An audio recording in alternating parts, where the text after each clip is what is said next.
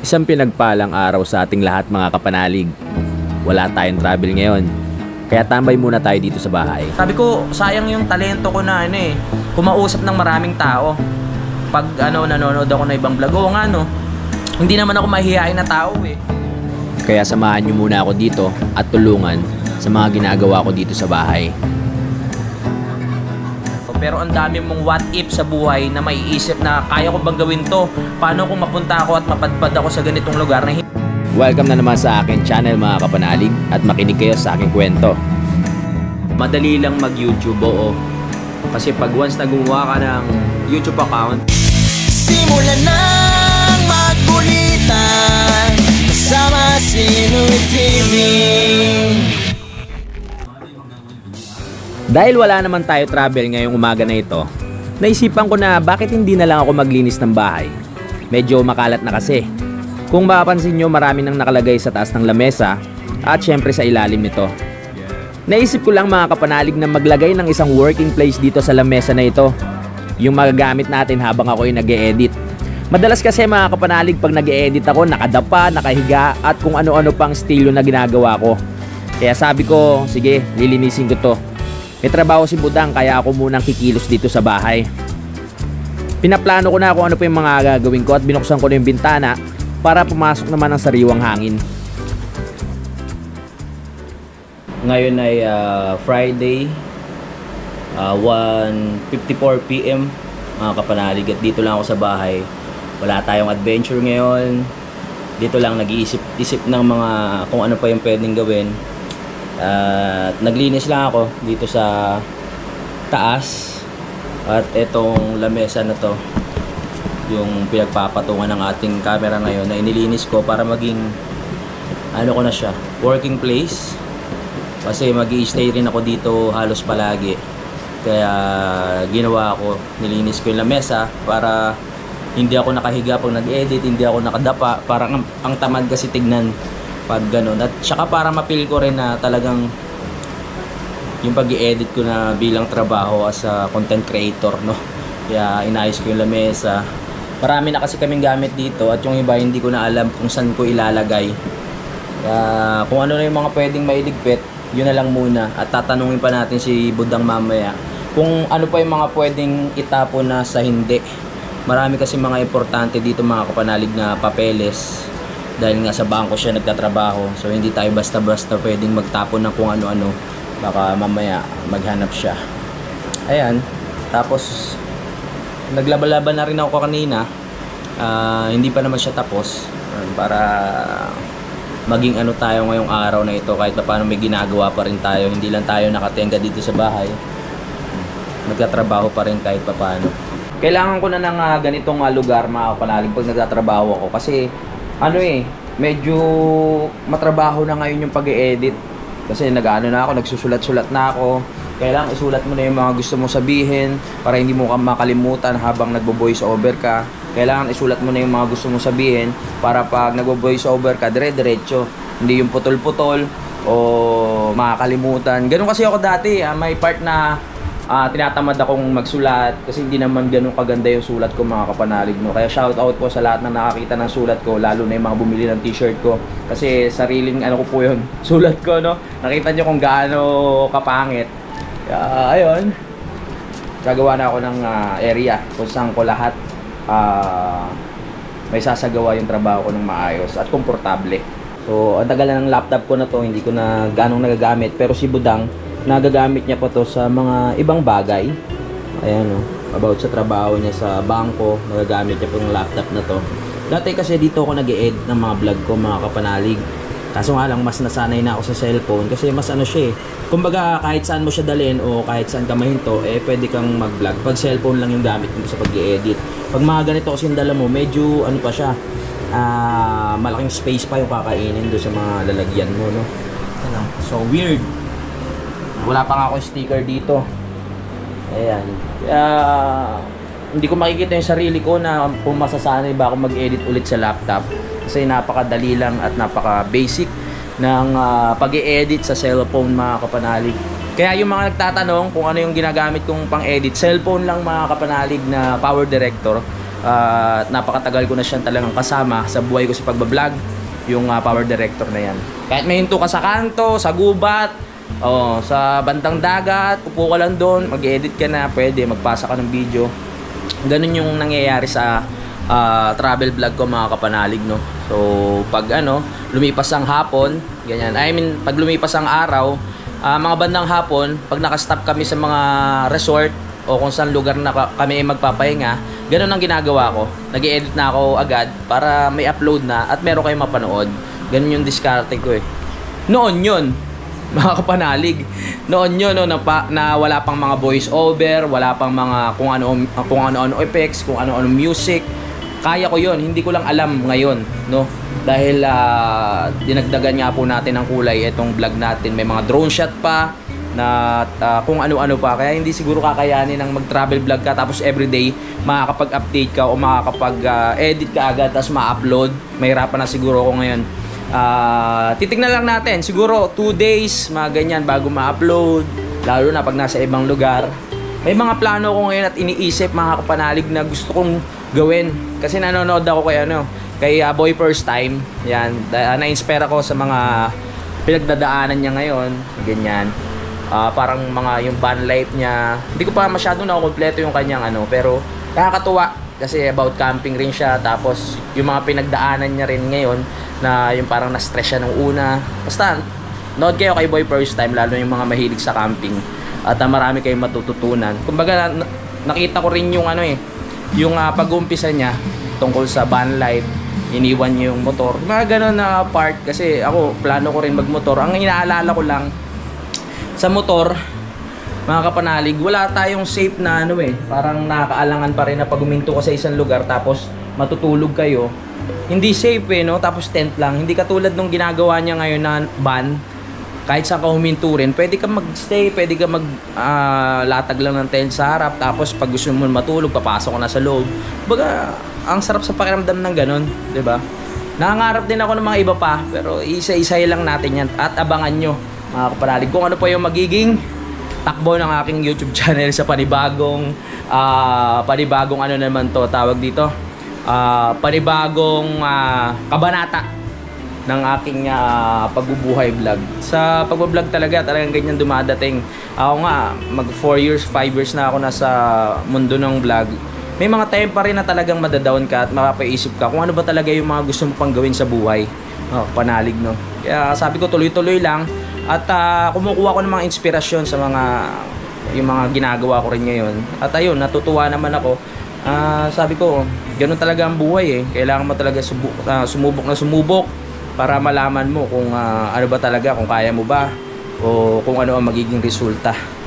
Kumbaga, itong plano ko, mga kapanalig, no, kumbaga halo-halo na to eh. Kung dagat, bundok o kung saan makakarating. Diba dati dagat nga tayo, yung sumasama tayo kay Idol Jumper Sniper doon sa Nasugbu. Talagang nasubok rin yung kakayahan ko doon kasi hindi naman talaga ako mangingisda, mga kapanalig, no, at wala akong alam sa pangingisda ng mga panahon na yon. Pero ayos naman at na-enjoy ko yung mga part na nasa dagat ako. Hindi talaga ako sanay mga kapanalig nung una. Magse-search ka pa eh. Se-search ka pa kung ano yung mga kailangan mong masabi sa isang lugar. Kumbaga hindi ako nasanay na ganoon. Kaya ang ginagawa ko lang, kung ano lang makita ko, yun lang ang kinikwento ko. So wala tayong mga voice over, wala tayong kung ano-ano na mga palipaliwanag. Basta kung sino lang yung makulit ko, yun lang talagang target ko. Pero nung mga nanonood ako sa mga ibang vlog na kung paano yung techniques nila, kung paano nila ipapasok yung mga videos, kung paano sila mag-edit, ina-observe ko, mga kapanalig, no, kinukuha ko rin sa mga ibang vlogger, no, kung paano yung gagawin ko na babagay sa content na ginagawa ko ngayon. Kasi ayun naman talaga ang paraan eh, para matuto ka. Hindi naman masama na manood ka sa iba at i-observe mo o gayahin mo yung ibang ginagawa nila, no, in terms ng pag-edit sa way ng sabi ko, sayang yung talento ko na kumausap ng maraming tao pag nanonood ako ng ibang vlog. Oo nga, no, hindi naman ako mahihain na tao eh.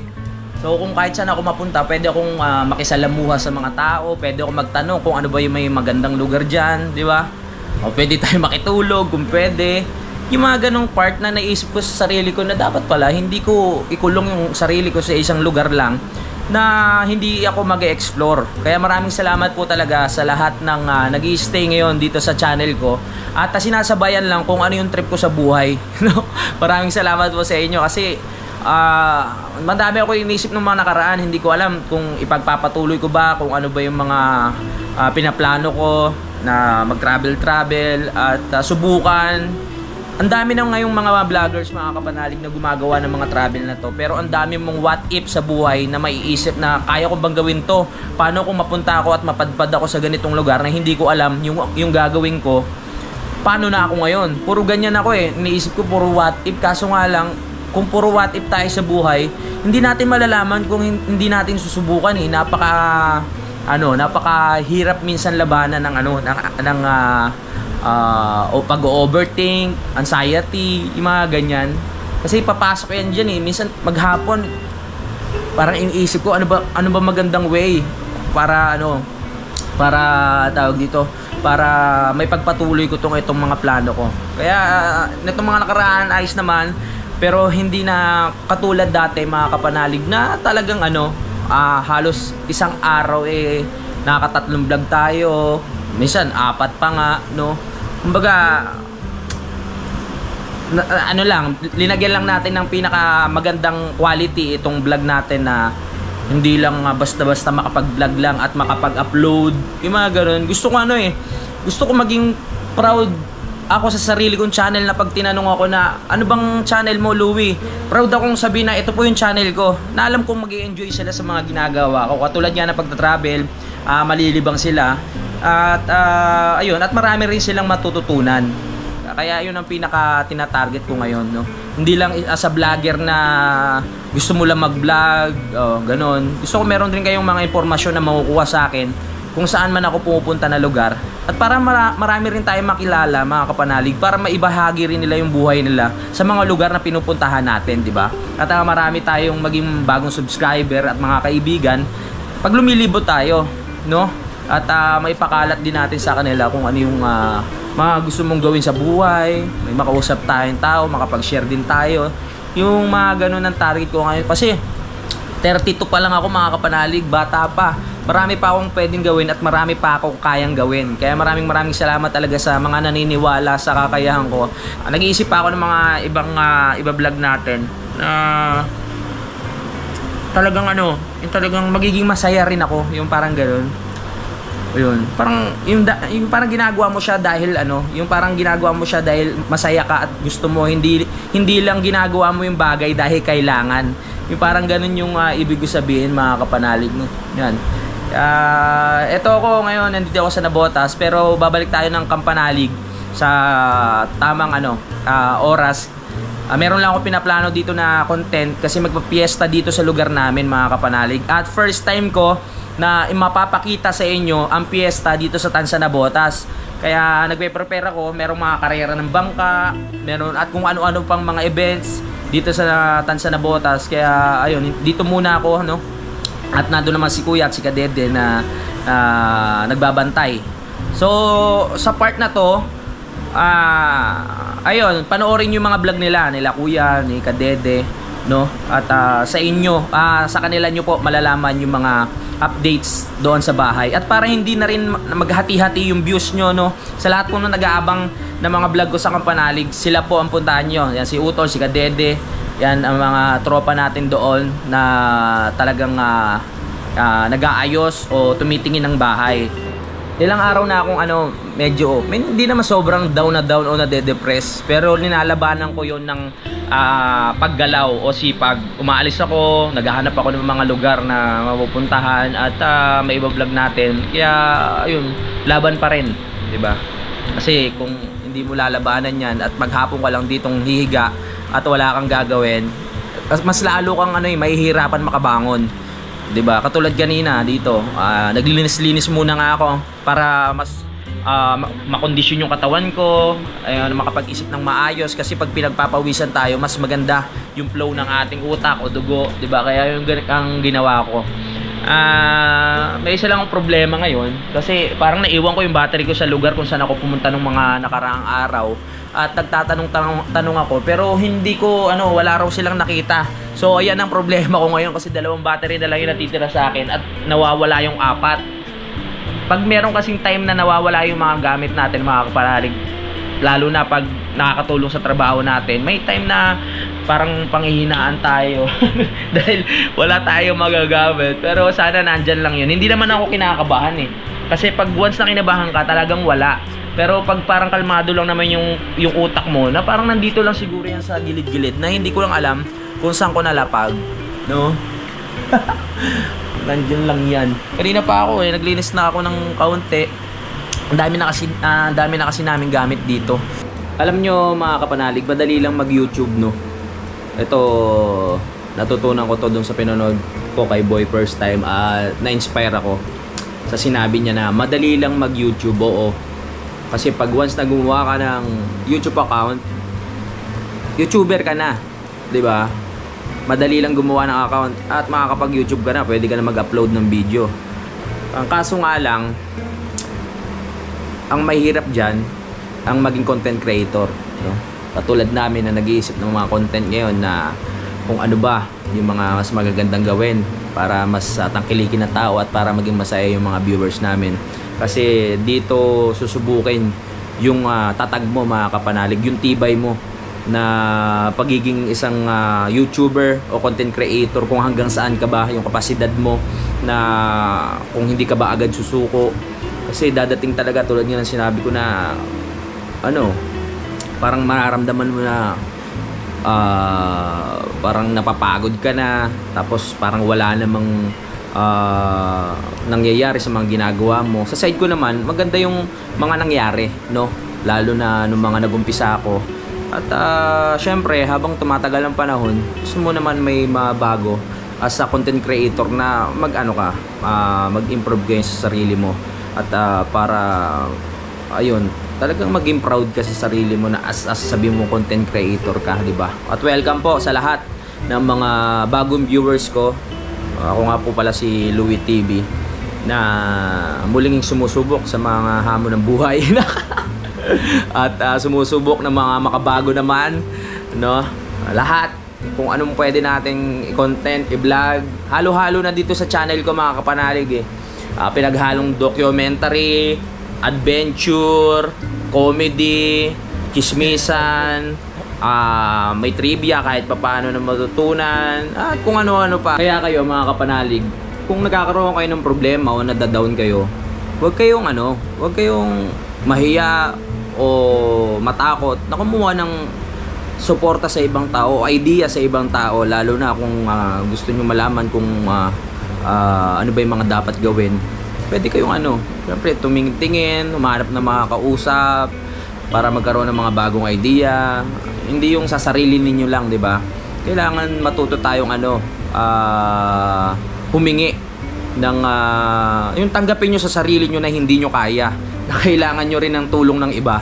Parang ganun, na katulad ng mga advice, yung mga ganyan, yung mga advice nila, yung mga mapupulot mong aral, para umano rin yung tawag mo dito, yung lakas ng loob mo para bumalik ulit yung eagerness ba na tawag, na talagang gusto mong magawa itong mga bagay na gusto mo. Kasi dadating talaga sa part na panghihinaan ka talaga ng loob, at kung di mo lalabanan yan, bang, wala, kakainin ka na ng kalungkutan, kakainin ka na ng tawag dito, pag sobrang pag-iisip, yan, lahat nakakain sa'yo.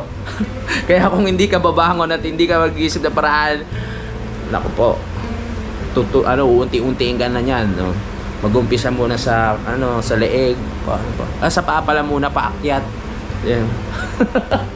Papansin ko lang, pag habang tumatanda ka mga kapanalig, mas lalong nagmamature yung utak mo sa mga dapat mong gawin. Kasi ako nung mga nakaraan, nahihiya pa ako magbigay ng mga payo at ng kung ano-ano. Kasi nga parang naiilang ako. Puro kalokohan lang naman kasi ang alam ko dati sa mga content na ginagawa ko. Pero habang tumatagal, ayun, napipil ko na. Kumbaga kung ano yung nararamdaman ng puso ko, maanong utak ko, tapos kusa na lang lumalabas sa bibig ko. Ayun na yun yung nararamdaman ko, mga kapanalig. Marami tayong matututunan sa buhay, mga kapanalig, no? Basta marunong ka lang makinig sa mga paligid mo, sa mga taong nakakausap mo. At syempre, sa sarili mo din, no? Marami kang matututunan kung isipin mo kung ano ba yung mga mali na nagagawa mo sa buhay, kung paano mo maitutuwid, 'di ba? Kasi mahirap yung yung puro ang dami mo na nga gagawang kamalian, hindi ka pa mag-iisip ng magandang solusyon, 'di ba? Parang mas dadagdagan mo pa o mas lalong mawawalan ka ng gana, 'di ba? Kaya dapat go lang ng go sa buhay. At tumunog na yung aking nilalaban, mga kapanalig, kaya magsasampay muna ako. Yan na muna ang toka ko ngayon kasi wala tayong travel vlog. Kaya naglinis lang ako konti dito, tapos laba-laba. Para kung meron tayong biglaang lakad, meron tayong susuotin. Tara na. O yan. Ito na ang ating mga damit. Pinaghalo-halo na yan. Sasampay na natin. At maganda naman ang araw ngayon dahil summer. Kaya konti lang na oras, talagang tuyo na to.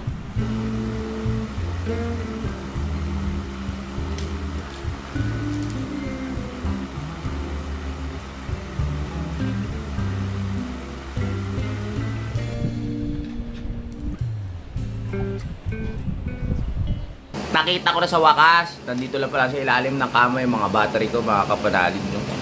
Nisipag na ulit ako. Siyempre magpapaalam muna ako, mga kapanalig, dahil puro daldalan na naman ang naganap sa atin ngayon. Maraming salamat sa pagsubaybay. Kita tayo sa next update. I love you all, mga kapanalig. Lagi tayo lahat mag-ingat. Simulan ng magkulitan kasama si Louie TV.